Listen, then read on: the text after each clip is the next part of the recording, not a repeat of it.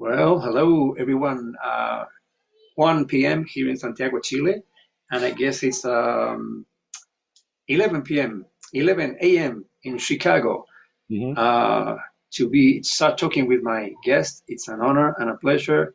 Uh, Mr. Paul Wertico, how are you? How are things going your way? Good, Christian. It's great to see you, even though it's on Zoom, but everything's on Zoom nowadays, you know? It is, So, yeah, yeah. I was going to mention, if you allow me to, that well, referring to the years with the Pat Metheny Group, it's inevitable to mention that, of course, 1983, 2001. You were, they are in your biography, of course. I yeah. still remember, let me tell you this, I still remember the bus that brought the band, Pat Metheny Group, to the National Stadium, the Estadio Nacional here in Santiago, Chile, back in 1987, that was, Mm. just 3 days before Christmas. Maybe you remember that. Oh, I do Uh, remember very well. yeah, you and the band members were looking outside the bus windows as if trying to understand what kind of place the venue you were going to play at was. And of course, I never forget Lyle Mays playing a trumpet, I guess, at the beginning of the show, and you were playing some sort of bombo, we call it in Spanish, like a sort of portable kick drum, which sounded like Forward March to me from the first Circle album. Do you remember that moment? It was very Well, emotional. Yeah. it would have been Forward March, and Steve Rodby was playing the bass drum. I was playing snare Ah, drum and a cymbal that I attached to this to my snare drum, marching drum, and the same with yeah. So that's what we did. Yeah, but wasn't it Lyle who was playing the trumpet? Am I wrong? he was playing trumpet. Yeah, it was amazing. Yeah, it was the beginning of a night that I still remember, and it was incredible. Let me mention, by the way, that you received 7 Grammy Awards, gold records. You have you work as associate professor of jazz studies at the Roosevelt University's Chicago College of Performing Arts. You have several instructional DVDs, books, collaborations. Oh, not enough time to mention them all. I think those entries are uh, good enough to justify this nice meeting on Zoom, Paul. There are many more achievements and highlights on your biography. So welcome, Mr. Paul Wertigo. Welcome to my channel on Headphones. It's really an honor, and I'm very grateful for the opportunity and the time you take for this meeting. Last time we did an interview, as we were saying, was on Claudio's Bustamante's channel, Fairfax City Music. Greetings to him and to the channel. It's a great channel, growing and growing every day. So how are you, Paul? Good to see you again. Everything's great. Just very, very, very, very busy. So if you think all those things from the past was crazy, I mean, the stuff Yeah, I'm doing now is even more crazy, you know. yeah. All good. I mean, I consider myself a very fortunate person, and at 72, I'm still healthy and feel, great, and the family's doing great, the career's doing great, the school's doing great, students are doing great, and a lot of music, new music that just came out too. So we'll talk about that too. So a lot of stuff, man. Got to keep it going. Yeah, something that amazes me is that your energy, you are unstoppable, almost hyperactive, if you allow me to say so. Yeah, it's such a long list of things. Collaborations are really amazing, and all of them have received a critical acclaim. That's so good to know. Yeah, Thank you, thank you. yeah, My wife tells me like, my nervous system is always on like hyperdrive. I mean, yeah. it's really weird. I mean, even my perspective of like life, everything moves slow to me out there. Like I'm going, come on, you know what I mean? So, because I was always like that. I think even in high school, I remember when we took the driver's license test in high school, they had a like a little some kind of examination to measure your reaction time, and mine was like so much faster than anybody else's. You know, yeah, So which helps musically too, because then you're able to interact with music because it comes to you and you immediately react to it as opposed to being kind of sluggish. yeah, and I suppose in the jazz scene, I mean, the jazz world requires big capacity in improvisation, of course.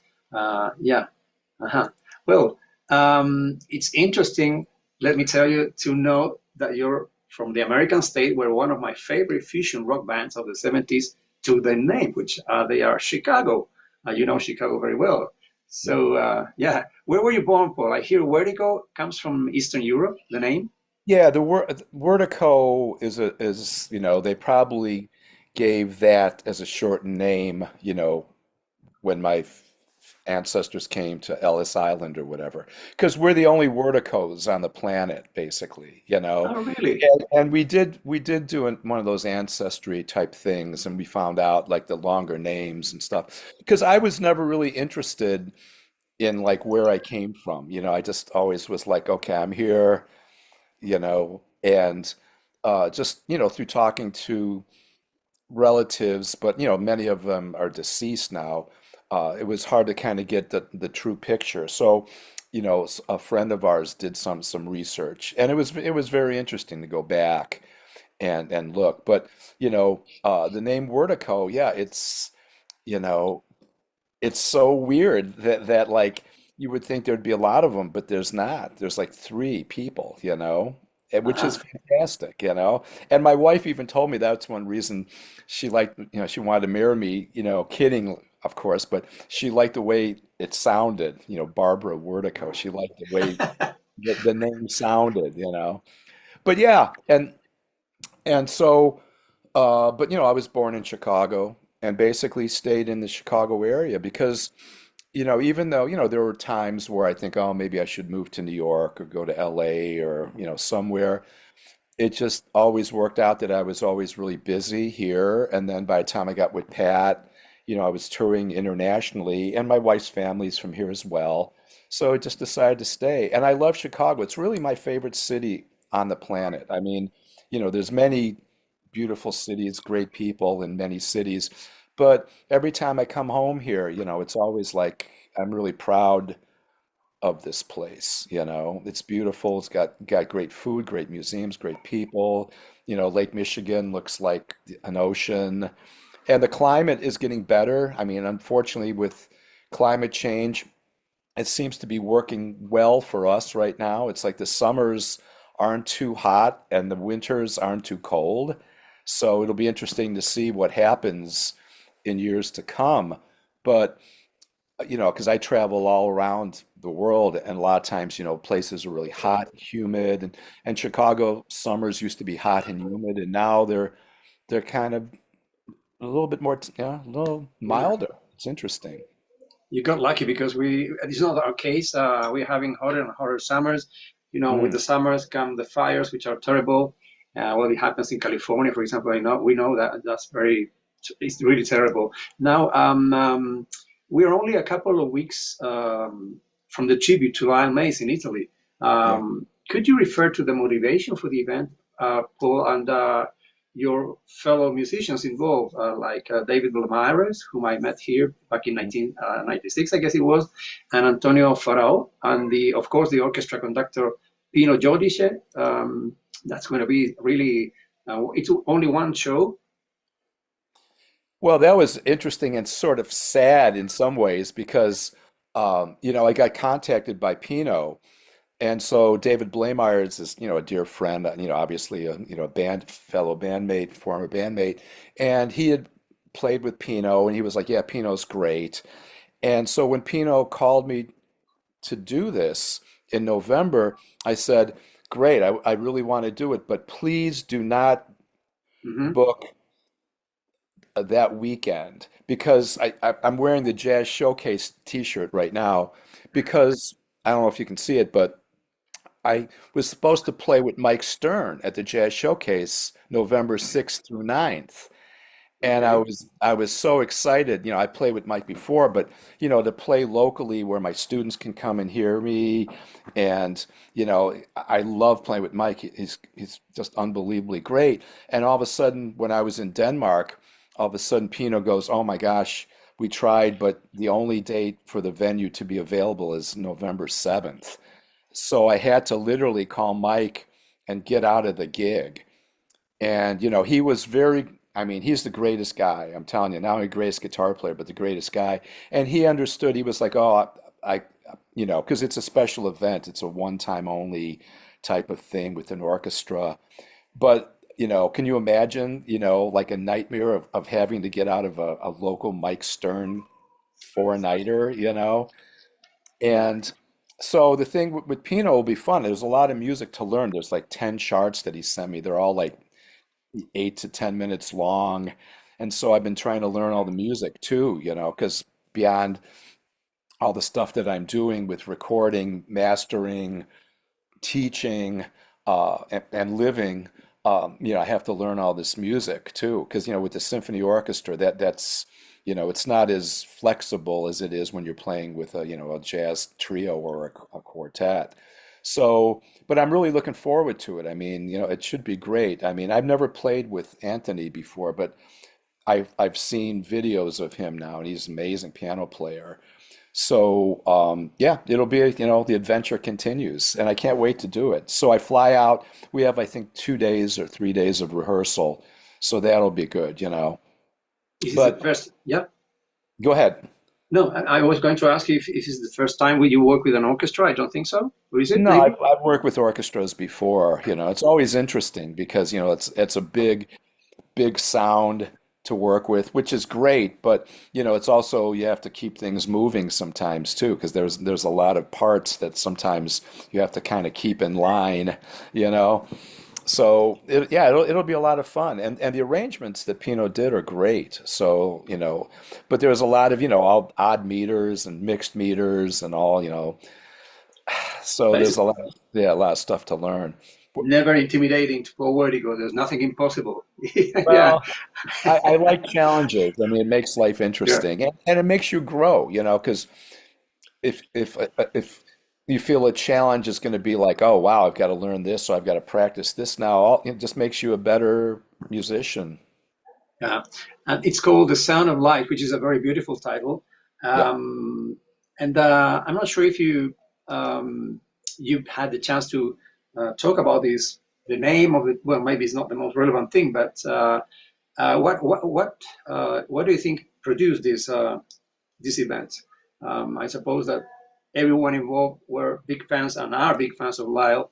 Mhm. And yeah, I'm not sure if Pat, well, he's constantly honoring Lyle's memory because he just played here like 3 weeks ago, and he did some the typical Pat Metheny Group uh, pieces.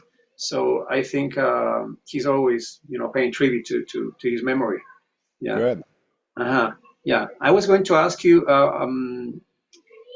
about the other. You have some other connections with Italy apart from this project, which involves Fabrizio Mocatta and Gianmarco Scagli, I think. And there's an album called Letter from Rome, which I don't think is a coincidence. Letter from Rome was a good one. Right. Yeah, and Uh, and so I have like a number of bands there actually. So that's the Free the Opera trio. It's also the Paul Wertico trio. Depends on like how it's booked. But yeah, I've been playing with Fabrizio since I think 2012 and with Gianmarco since 2008. And so that's a great trio. And it's very unique because Fabrizio comes out of the tango world as much as the jazz world. So uh, when we play in Italy, it's always just so much fun. But last year we also played in New York. We played for the Peppercino Jazz Festival, and we've also played in Chicago a couple times too. And that's really interesting to play that music for American audiences. Because for one thing, I don't speak Italian, unfortunately. I mean, we love Italy. Our daughter was born in Italy or not born. oh, She was oh, her wedding. She was married in Italy last year, in Montemerlo, which was an amazing thing all by itself. That was incredible. But, that particular trio, when we play in Italy, Fabrizio does most of the announcing. But in America, I'm able to announce. And so the very fact that trio's interpretations of jazz with the mixture of tango, people loved it. I mean, and when you play in New York, especially, that's an audience that's heard everything. So when we played uh, the night last year, you're wondering, God, what are they going to think? and people just flipped out. They got standing ovations, and in Chicago, all of the shows were sold out too. We also played in Canada, but there's that trio. There's another band that was well. There's a Riccardo Agrahini. He's a piano player, so I just did a tour with him where he's featuring me, and so that's a new band. And then there's another band called it's called Paul Wertico / John Hellowell Project, and that's John Hellowell. I guess just retired. I mean, he's 80 years old, and um, him and great guitar player Raimondo Melaleupe, who was the first guy to contact me to go to Italy to play with those guys. It was him and Gianmarco. They did a trio gig for 2 nights in Italy without a drummer because those were supposedly going to be the last gigs for John. And so, but I have that band with Gianmarco. We also have the Gianmarco Scalia Paul Wertico quartet. Yeah, so there's a lot of stuff in Italy. I mean, I think of moving there all the time. We love it there so much. And my wife is always learning Italian. She's always got like Duolingo going on every day and trying to learn that stuff. But the wedding that we had last summer, I mean, the weather luckily held out. It was perfect. And you know, right afterwards, my daughter and her husband, they went on with friends for a week, and then Barb and I did some gigs, just one-nighters with Fabrizio and Gianmarco. And it's just, it's the greatest. It's the greatest place, really. I mean, I love the food, the people, the wine, the ambiance. The audiences are always great. And so to have a lot of friends there in Italy is really, really something. So to get back to the thing with Pino, The Sound of Light, it's his conception as far as I know. I just got asked to do this as far as being the drummer because obviously I played with Lyle. And um, the piano player, Antonio, like I went, as soon as I got called too, not only did I ask David Blameyers about it, but he goes, "Oh yeah, Pino is fantastic to work with." I said, "Okay, that's great." But also I went to see something on YouTube. There's a thing from May, I think, where Antonio's playing with John Patitucci and Gene Jackson, and his playing was astounding. So it's going to be because Lyle May's shoes are hard to fill, but obviously Antonio's got his own sound too. So it's going to be a really interesting event. I can't wait. Now, again, about the memories of Lionel Mays, I had the lucky chance to meet him, greet him, and chat a little back in April 1996, the last time the Pat Metheny Group came to Chile in that particular lineup. And how do you remember Lyle as a bandmate, as an individual? And also, how do you value his contribution to the jazz and fusion scene, but also to your own experience as a musician? Because you've been growing since you began, haven't you? Well, yeah, of course. I mean, Lyle, obviously a brilliant person. I mean, not only musically, just brilliant in every way. Okay. I mean, he could master chess. He could master, he was a great pool player. He mastered architecture. He'd take a Rubik's Cube and solve it in a back to you. And then as a person, yeah, he was just a gentle soul, just, very intense because he was always studying stuff, very always reading. So when he would play, the musicality of not only his piano playing, but his composing, his arranging, you're playing with like somebody that's just not a piano player. You're playing with like an artist of the you know, highest caliber, basically. And so, if you watch the videos, because like when we played, we just played, but when I watch the videos, I see him and I, like, we look at each other, during his solos, and it's almost like we're reading each other's minds, bouncing off each other. And, not only with the Pat Metheny Group was it great, but, because there were certain limitations with that because of the sequencers and the songs themselves. But I'm, I, I have like 4 nights of him playing with my band at the Green Mill in 1992 and 93, playing with my sextet and my quintet. And so that was recorded. It was recorded to stereo mic. Um, and the problem was the original recording, even though it was recorded beautifully, the piano was just a little too soft because it was coming through the PA and the stage. And I could never do anything with it because when I tried to EQ it, make it louder and stuff, it messed up the overall sound. But I'm teaching an AI class, as a matter of fact, this semester, but I used AI to fix it. And I was able to boost him, pan him. And so I'm sitting on these incredible things where we're playing, you know, Ornette Coleman tunes. We're playing some of his stuff. We're playing some of my stuff. Eric Hochberg, the great bass player.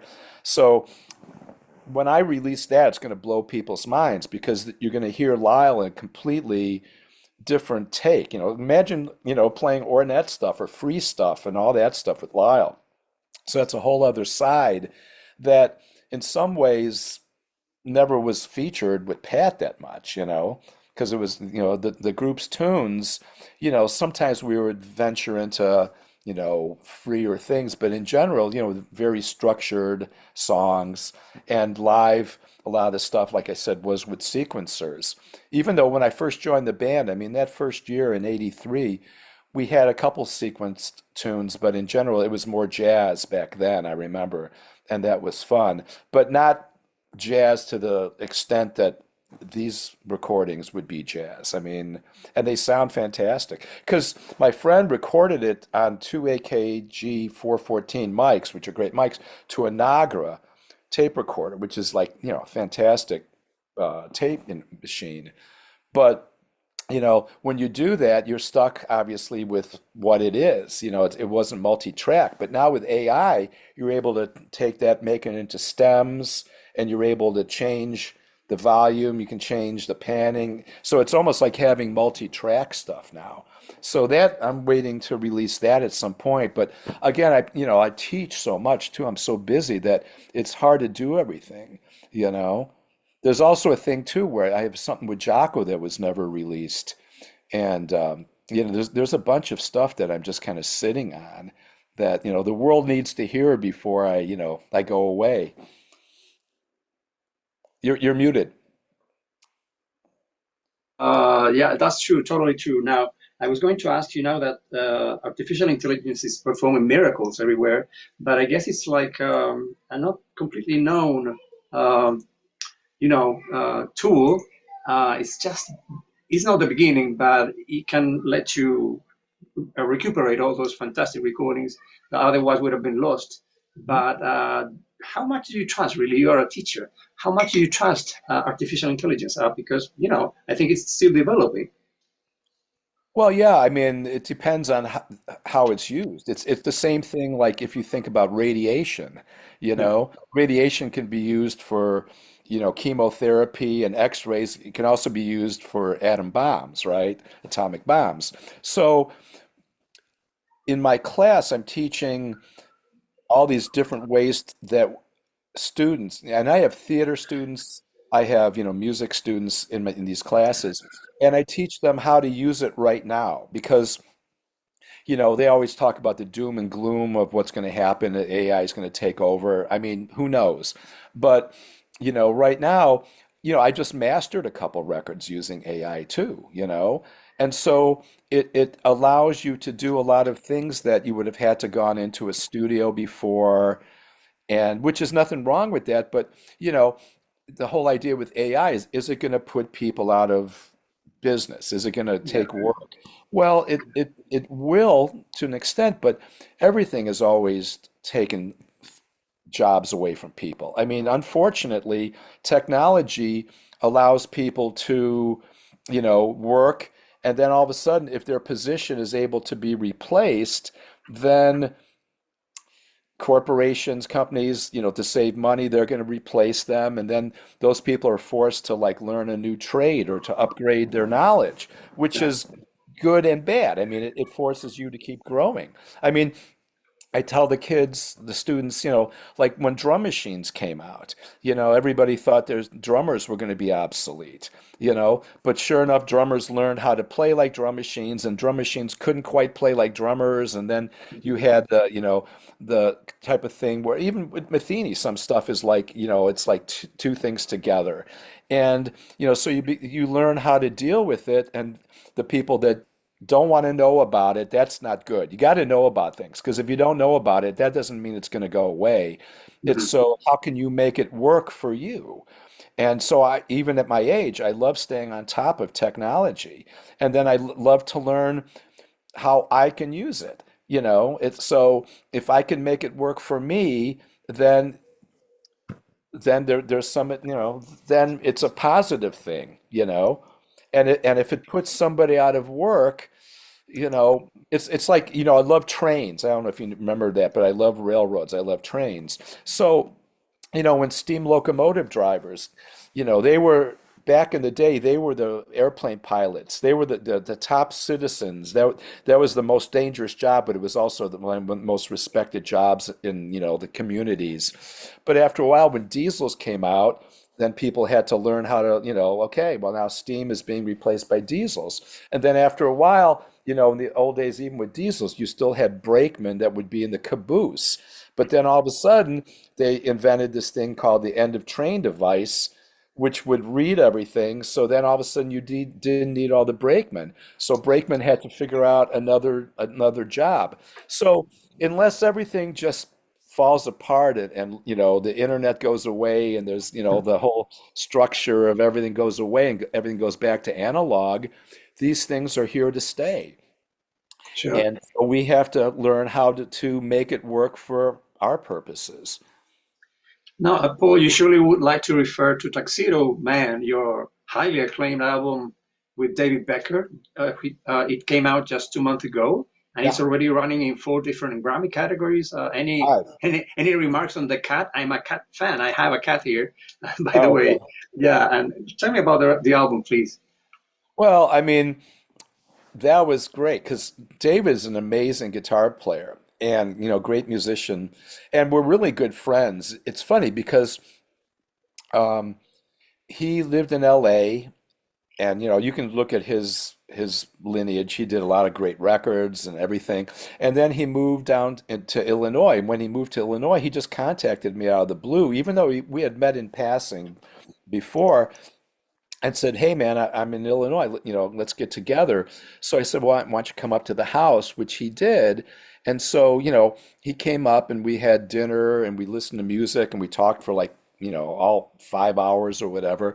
And so I just suggested, well, maybe we should just go play. And, there's a great studio here. And we went in, literally with no plan, zero plan. And we just started playing. And his cat, Tuxedo Man, his name was actually Mister, which is funny because I have a dog, PETA, that we also call Mister a lot of times. And so the song Tuxedo Man was dedicated to Mister. So do you want me to go into the whole process on this record? It's kind of As you fascinating. wish, please, please. Sure, Yeah. sure. Okay, so we go in, and the studio called Real Sound Chicago is in Skokie, Illinois. And the engineer is the son of the engineer that did like a lot of my records, like, Don't Be Scared Anymore. And so his father, was the engineer on those records, died, had a heart attack at like 50, I think he was 54, just fell down. So Brandon, his son, took over the studio. So when we booked the studio, I didn't even know what we were going to do. I literally just kind of packed up as I was, my car as I was going, just brought things, what's going to happen. So we get to the studio and, we load in and luckily, we set up and Brandon got really good sounds really fast. And then so we just started playing. So the first thing we played was the tune that ended up being called The Hunt. I come up with a lot of the titles, you know. I always have on all the Wertico and Gray records. Always, I keep my phone every time an idea comes, I put it in the notes, So I've got like probably thousands of different things. So we just started playing. didn't even talk about it. All of a sudden, man, it was just like, wow, okay, well, and then we started overdubbing on that. And then we ended up playing the next tune was Tuxedo Man. Now, that's the only tune that would have been like a pre-composition, okay? So David told me about his cat. And he goes, "Okay, Tuxedo Man, this is about a cat." Because I always like to know what a song's going to be about. So when I played, I had all these different things, and I love soloing on ballads. So I used brushes on like a FedEx envelope and a USPS envelope. And we ended up playing, and like when we were done, he goes, "Oh my gosh," he goes, "You've changed my opinion of like what this song was about. I'm going to share writing and publishing credits with you 50-50, you know? So, and so we overdubbed on that. And then the next tune we played, you know, um, I was a thing called Crazy Time. Now that was his title, okay? As Tuxedo Man was his title too. And so that was just a free thing. And I threw a whole bed sheet over the entire drums, including the cymbals, and we just duetted free for I think it's like 3 minutes or something. Then I had an idea, okay, let's overdub on that. And so like my snare drum is turned on Crazy Time. We overdubbed, I turned the snare drum off so that it sounds like a tom. It just playing on top of Crazy Time because I thought that would sound really cool together, which it did. But when we listened to each track separately, they sounded great separate. So then I titled that one Spiders on Drugs. So then we played another thing. We just wanted to put a groove thing on. And so we just grooved, totally the form, everything was just made up on the spot. And so when we listened back to that, I came up, titles Cicadas and Beans because it was cicada season here. And in fact, I had recorded the cicadas on my iPhone, you know, and so the cicadas, the beginning and end of that are from my iPhone. And then the last thing we played, which I titled The Catch, because, I like to have things make sense, not only individually, but, in terms of like a book, you have an intro, you have all these things, and finally you have the last chapter. So we just played, and that thing was kind of amazing because I think for the first 2.5 minutes, it's just David. I didn't even come in until later, you know? So then we were done. It was like, okay, we recorded, but we weren't thinking about doing a record, okay?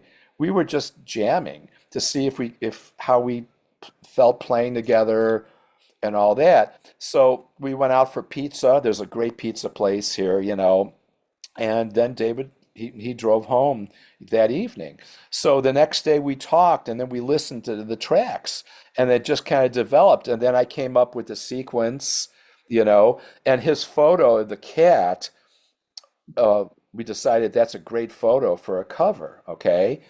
So then the next thing, okay, what are we going to do with this? So we ended up mastering it, or mixing it rather, with Brian. We did it sometimes live, sometimes just, online, just listening things and making notes. And we started looking for a label. Now, he had a label, I think, in Germany that usually used, but it didn't work out. And then I had an Italian label that was interested, but we never went that far. And there was also a label in the Netherlands that was interested.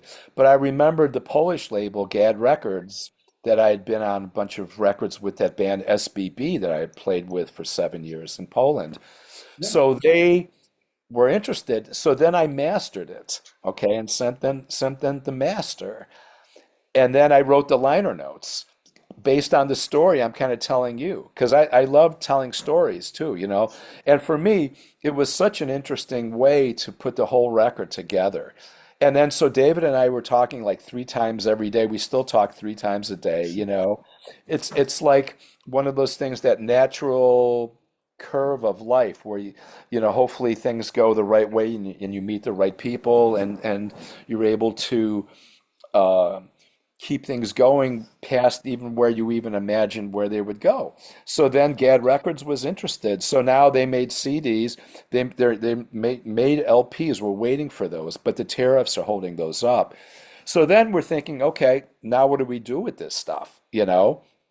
So we figured out that this is like our favorite record. I mean, out of all the records I've done, my wife Barb, this is her favorite record, which is saying a lot because I'm on hundreds and hundreds of records. And so when I listen to it, especially on CD on a good stereo, it's astounding. I hear new things all the time, even though I lived with this thing. And so we decided, well, we'll submit it to the Grammys. And so, like, The Hunt was submitted, I think, in the global music because I'm playing talking drum. I'm playing also, this is like the second album, the feature, the Wertico Rides made by Dream Cymbals, because now we have to talk about that too. Now I have a signature Yeah. 20 inch, 22-inch flat ride. So, and then we thought, okay, Tuxedo Man, the song itself would be, it's perfect as a jazz ballad. Then we also submitted the record, for best contemporary jazz, I think it's in there, or best instrumental jazz. I'm hold on, I don't remember Yeah, four exactly. categories, no less. Four Yeah, categories. yeah, we put it in the best let's see, best contemporary instrumental album. And Yes. then we put my liner notes in there because I'm really proud of the liner notes because it tells a story. Again, that was the one thing about having LPs and CDs that are missing from streaming is that, I used to get a record and then there'd be liner notes a lot of times and you could read about important things about the music.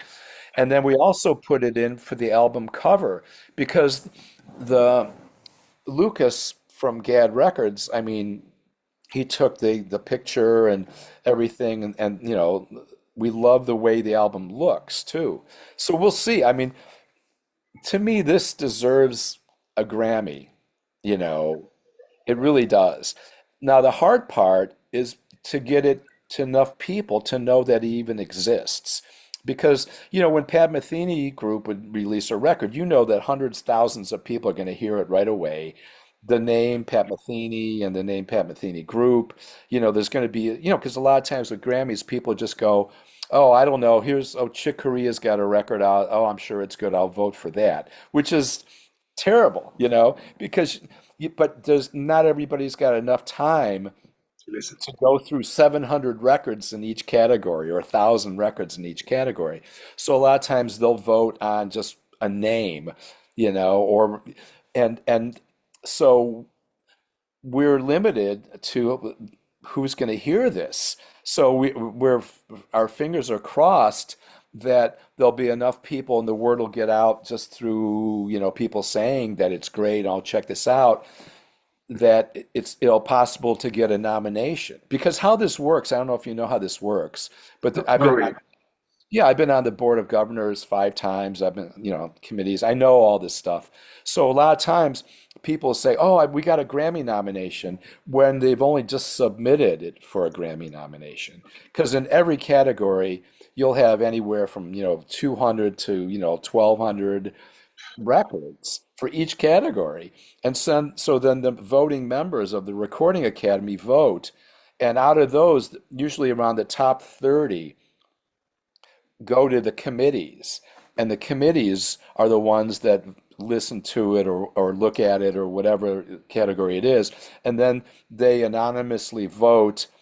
And then out of that vote becomes the top five of what those categories are. Well, So you've got to jump through those two hoops. You have to first, you have to submit it in time. It's got to be in the right category because there's also, committees that look and go, oh, this, oh, they've submitted it. This should be in this category. This should be in the, alternative rock category, not in the R&B category or whatever. So it's got to be accepted for that. Then the voting members vote. Then it's got to be enough votes by the voting members to get to the committees. Then the committees have to look at them all and vote anonymously. And then the top five are the ones that are the Grammy nominations. And then that goes out to all the voting members again. And out of those top five ones, that's the one that's going to win the Grammy. So it's a big jump to try to win a Grammy, and everything's changed too. In the old days, sounds funny to say old days, but in the past, I'll say it that way. You had magazines, you had newspapers that people would go to. Now those don't exist much anymore. So, when I talk even to my students, even television, I'll say, "Oh, did you watch this television show or something?" They go, "No, I never heard of it," because they're online. And so, you have so many things going on.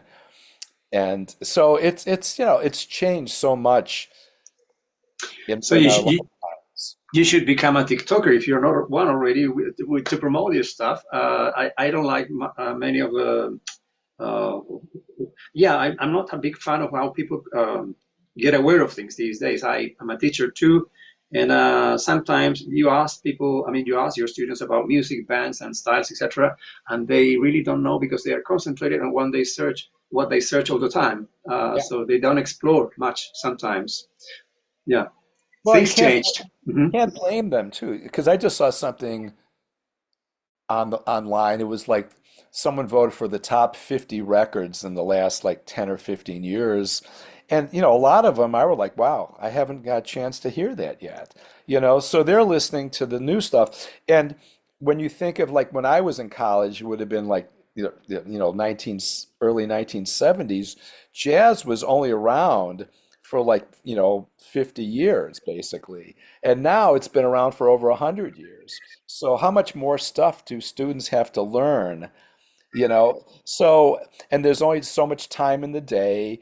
And again, even genre wise, I mean, if you think of if you go back to say the early part of the 20th century, you might have had ragtime and blues, and then all of a sudden, and maybe gospel, but then that turns into jazz, and then that turns into swing, which was the rock and roll of its day, and then some of the jazz musicians start playing R&B, you know, and then, so R&B rock comes from R&B, obviously, rock comes from R&B, but then you have all these different categories of rock. Then you have heavy metal and hard rock, blues rock and jazz rock, and it just keeps going more and more and more and more into subcategories. It's like a doctor. In the old days, you were a GP, and people used to come. Doctors came to your house if you were sick.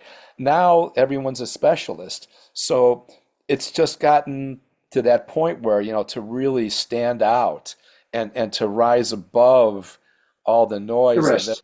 else that's going Yeah. on is very difficult. Well, it's funny that your computer tells me that you raised your hand, which you I did. didn't. You have a question, by the way, Paul? No, I have I I didn't. I have some other didn't. question. Yeah, it's okay. No, I actually didn't do that. I don't know why that did it. Yeah, That's I had a yellow hand icon, so never mind. no, I Now, saw that. No, that yeah, what I was scrolling on looking for something. I might have touched that. But yeah, I'm not Zoom. I'm on the school senate and everything. So there's so many yeah. administrative meetings that raising your hand when Well, there's 100 people on the meeting and stuff. Yeah. I'm going to raise mine now. If you allow Yeah. me Go ahead. to, if we still have some time, I'd like to ask you a few questions about the Pat Metheny Group.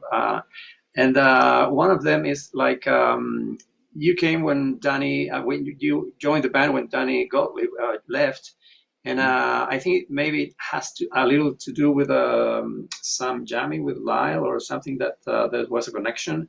Then you finally joined the band.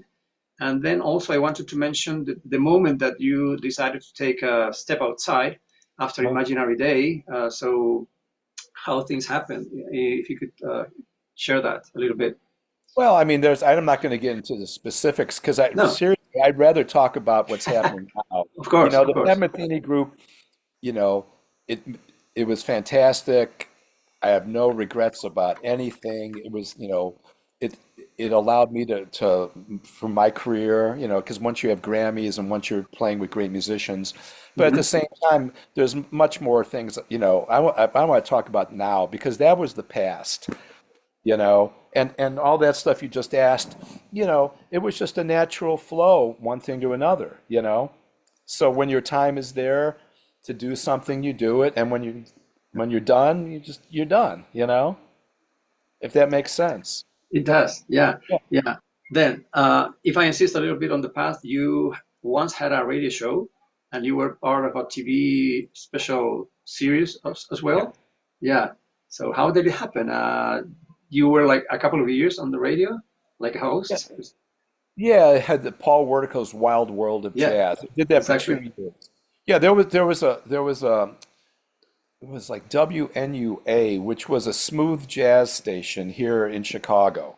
And Uh-huh. Ramsey Lewis had a big show, and I never liked smooth jazz, you know. So the people, they started um, a new radio station, and they asked me to if I was interested in doing a show, and I said yeah, but I'm not going to do smooth jazz.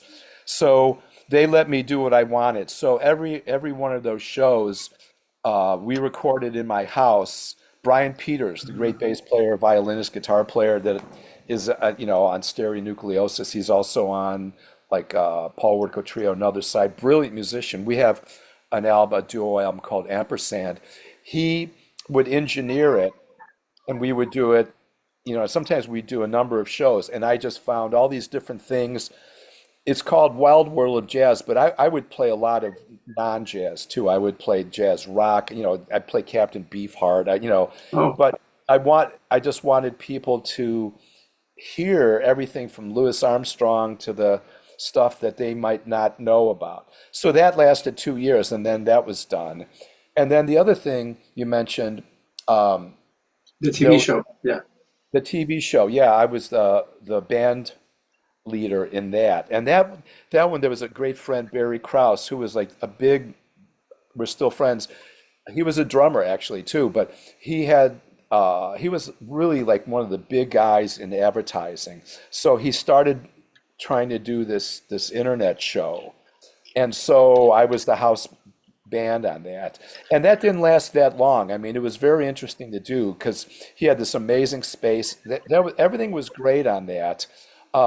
But then I got an Emmy nomination for that one, but unfortunately didn't win uh, in that category. I'm kind of looking at it right now.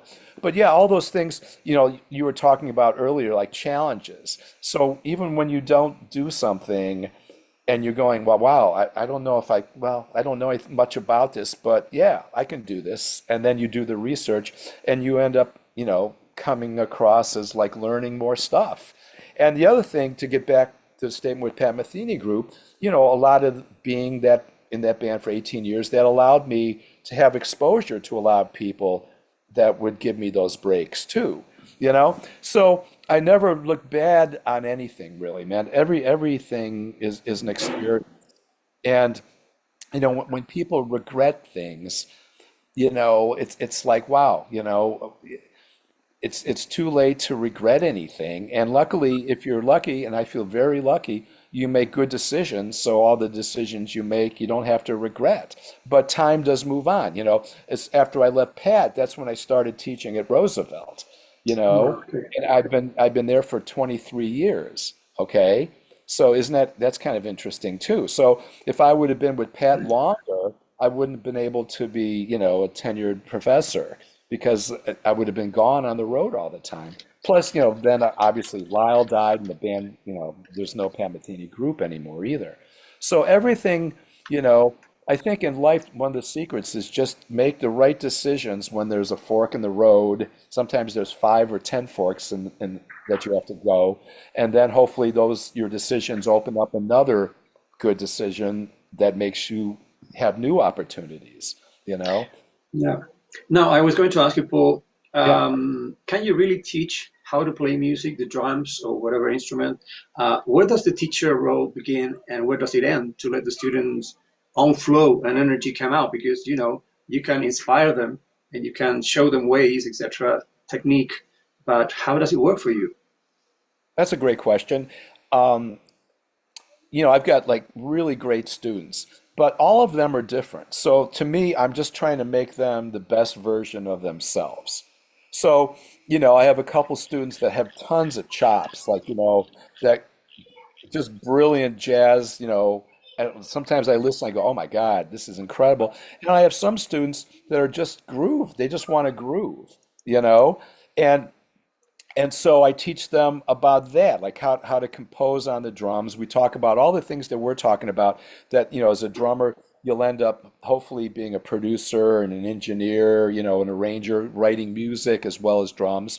And so it was very interesting for me because I remember one time at one of our concerts, one of the groove drummers, they were just playing and they didn't do any fills where a normal drummer would do a fill. And it blew my mind. It was like, wow, this sounds so good because they just kept this thing going and built so much great energy and tension where most drummers would play stuff, you know?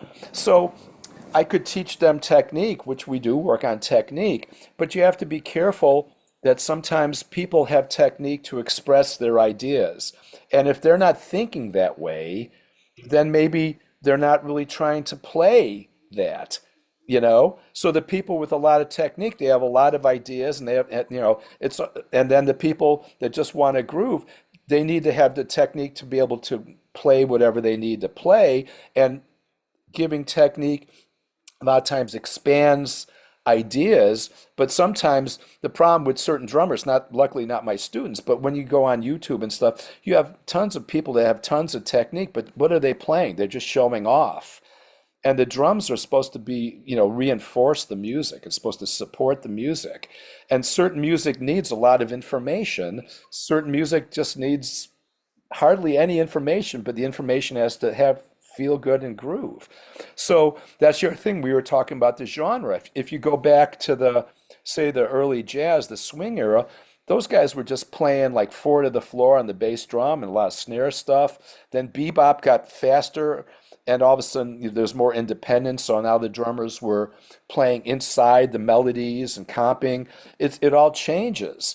So for me, since I love so much music and I've listened to so much music, I know sort of the parameters of what we're doing. So for instance, like I was head of jazz and I named it Jazz and Contemporary Music back when I was head of jazz. I did that for 5 years and then just decided just to teach. And so, we used to have combos, beginner to advanced combos. And I was going, this is crazy because then not only do you have, younger, inexperienced students playing with other experienced students, where are they learning from not just the teacher, but upperclassmen? So I saw, plus each combo would play, a rock tune, a bossa nova, a jazz tune. I'm going like, how can you learn the style? So that's when I made it genre specific. I said, let's have a swing combo, a bebop combo, a hard bop combo, a Brazilian combo, an avant-garde combo. We have, this semester I'm teaching the swing combo and the modern jazz combo. Okay. So I'm teaching stuff. So, some of these students, they're playing, take the A train, and also we arrange. Every combo arranges, so you stay in the style, but you come up with your own arrangements. But C Jam Blues, Big Noise from Winnetka, where the modern jazz combo is playing like John Mulder's thing, African Sunset. They're playing Cowboys and Africans. They're playing one of my tunes, Quasimodo, and so it's like they're able to become strong because everyone understands that that's the style for the semester, to learn the style. Then next semester, they'll go into something else. So to get back to your original question, it's like drummers have to understand the music they're playing. It's not about the drums. It's really about the music. And what the drums are they're just part of the function of the music, unless it's a drum solo record. Then if you're doing a drum solo record, it's not just about technique, it's about composition. It's about and emotions. So when you play a drum solo, it should be like a book, a novel. It should, and it should have emotion. It can have drama, it can have humor, it can have intensity, and then sometimes it can just groove and relax. So you're playing with people's emotions, and that's what music is supposed to be about. So AI right now, a lot of the students, to get back to AI, sorry, but I think, I always travel.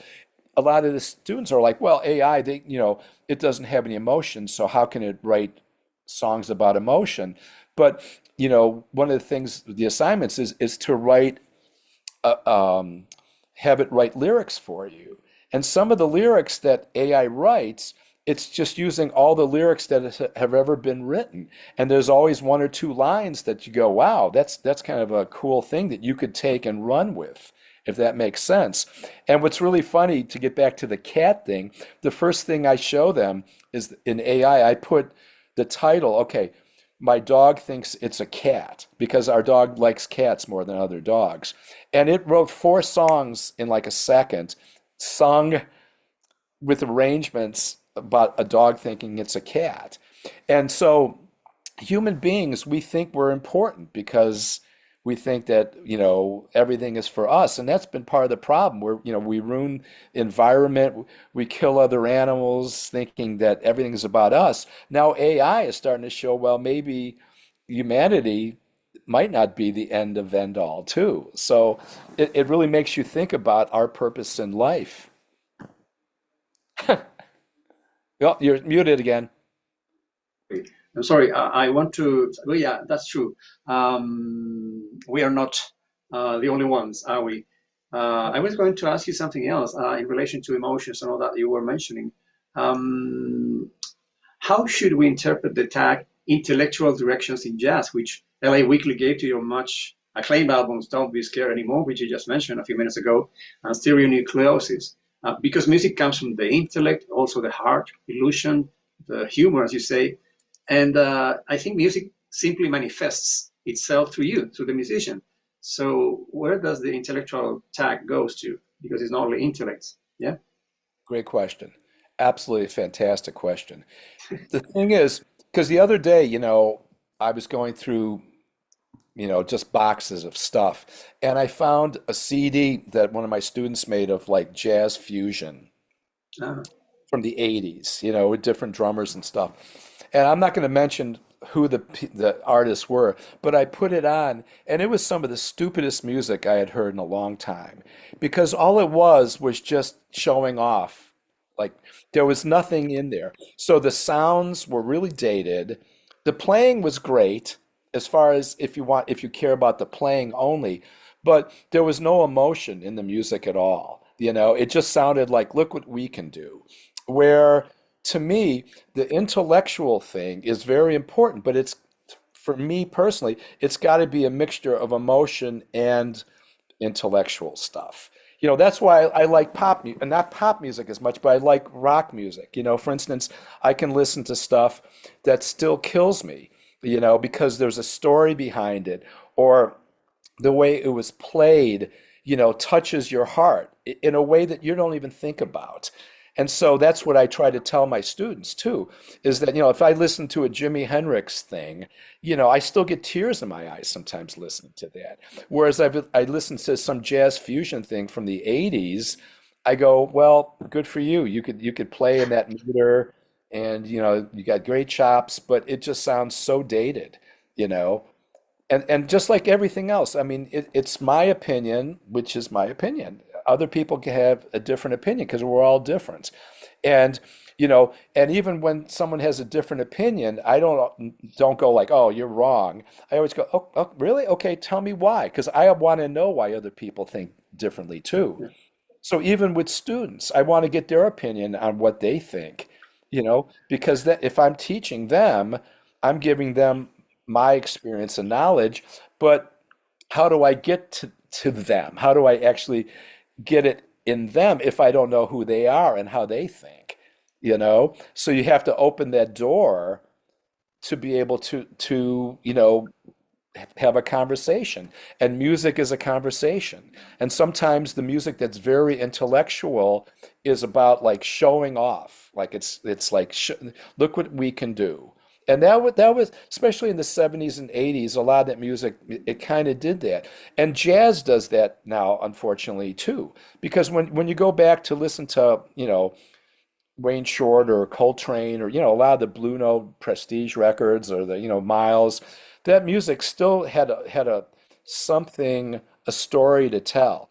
And then when conservatories started teaching jazz almost like classical music, that you play these scales over these chords, and a lot of kids have a lot of stuff to play, a lot of chops, but they don't necessarily have a lot of stories to tell. And so the good ones are still there, and they have incredible amount of chops, but they also have a lot of emotion and something to share of themselves. But then you have a lot of students, like when you go on YouTube, you have a lot, not students, but just a lot of young people. They're just showing that they can play this really fast. And I tell my students how I judge that is that I'm impressed but not moved. Mhm. And I for me, understand. I want to be impressed and moved. Okay. Does that make sense? It does, yeah, yeah. You have to be careful when theory does not spoil the flame. Yeah, you have to, yeah, let your own energy flow. Yeah. Now, let me show you this, if you allow me to. Yeah. Yeah, wait, please. Maybe this picture tells you something about you once, something to tell me. Yeah, All right, there you go. yeah. Those are the symbols, the bliss sound. Bliss, bliss. Yeah, Yeah. Bliss Wertico ride. Now that's a story I can tell you for sure. Okay. sure. Yeah, So, please. um, how I got connected with Bliss, it was such an interesting story because, I had left Paiste and, I was fine, because for me, I don't usually care that much about what I play. I mean, I'm with Drum Workshop, I'm with Remo, I'm with ProMark, and a good instrument will allow you to express yourself like more dynamics, more, better sound, color, all that stuff. But I wasn't with any cymbal company at the time. And so I was in Italy playing with one of my bands. And then I got asked to do something in Minneapolis, Minnesota. They were doing like a drum festival, and they asked me to come. And so it was between Italian tours. So I literally finished the first tour, flew home, went to Minneapolis. Now I didn't have any cymbals with me. So somebody from what was it, Kent Herbal from Dream Cymbals was there, and he goes, "You want to try these?" I said, "Sure." So I put them on the kit and I did my clinic, and I just loved them.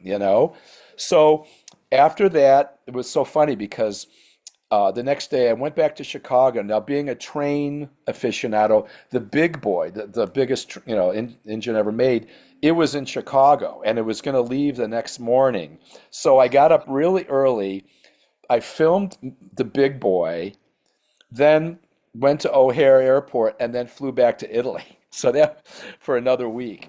So when I got home, I contacted Andy Morris from Dream, and I said, "Man, I played your cymbals. I love them, but I really want to have a signature flat ride." And he was like, "Oh, okay, I think we can do that."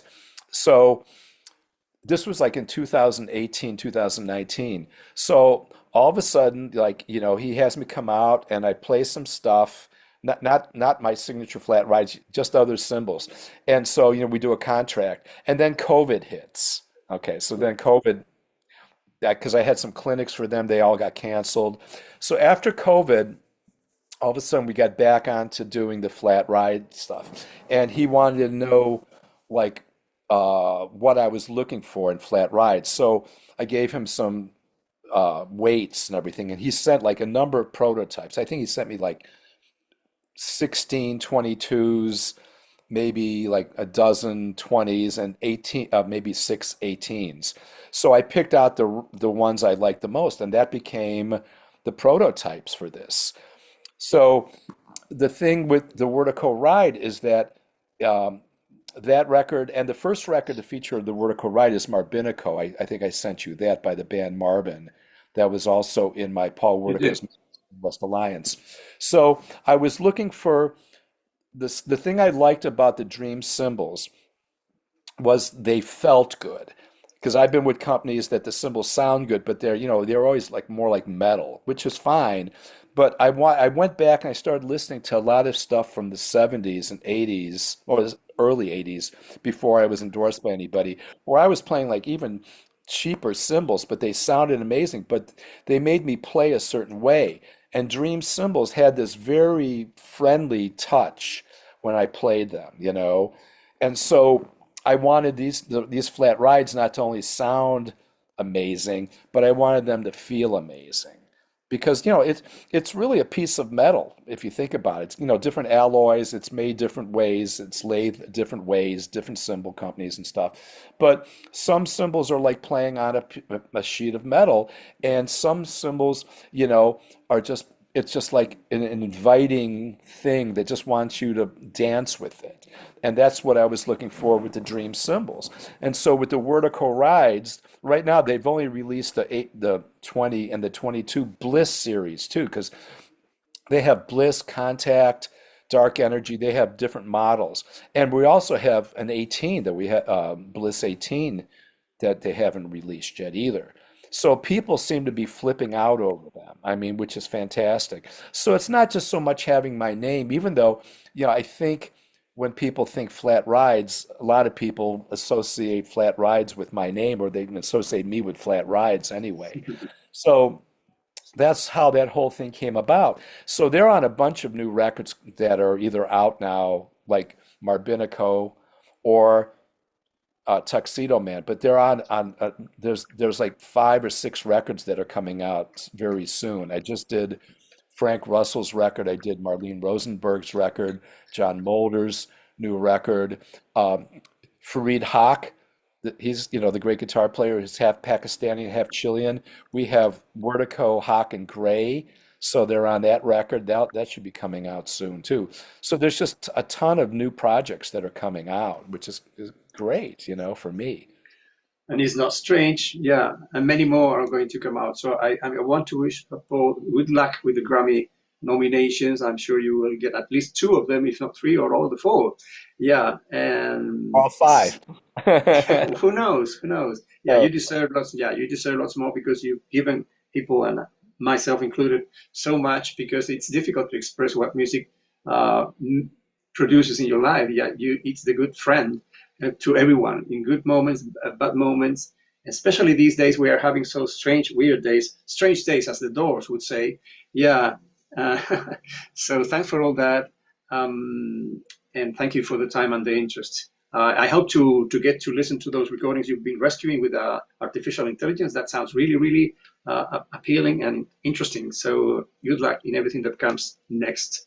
Yeah, how to keep in touch. And thanks again for the music, and congratulations with the giant C. Congratulations in neon lights. What can I say? You really. thank you, Christian. I mean, great to see you. Hopefully, we'll see each other in person. I'd love to come down to Chile and play sometime because audiences there, everybody was so wonderful. I really miss it. We haven't been down there. Uh, 96, yeah, I know. Yeah, I know. I I know. guess. Yeah, Yeah, yeah. yeah, no. So let's do it again. And yeah, please stay in touch. And again, thanks for the great questions. And I guess, parting thing, you were saying about being friends. Music should be your friend too, It is. Yeah. because, albums are your friend. I mean, isn't it funny? You can put on music and it can touch your heart. It's just like a good friend. And it never gets old if it's a true friend, just like friends are. Yeah, even like those behind me who can be part of the past for you. There are such great melodies and performances. So yeah, music will never deceive you. That's all I know. Yeah, Great one. Great statement. All right, man. Thanks. Ciao. Grazie mille in yeah. Italian. Good luck. Okay. Take good care. Okay, you Bye too. bye. Yeah. Bye, Christian. Thank you.